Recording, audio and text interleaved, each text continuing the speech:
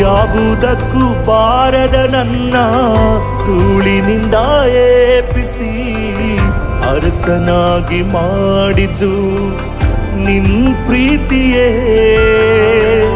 ಯಾವುದಕ್ಕೂ ಬಾರದ ನನ್ನ ಧೂಳಿನಿಂದ ಏಪಿಸಿ ಅರಸನಾಗಿ ಮಾಡಿದ್ದು ನಿನ್ ಪ್ರೀತಿಯೇ. ಏಸಯ್ಯ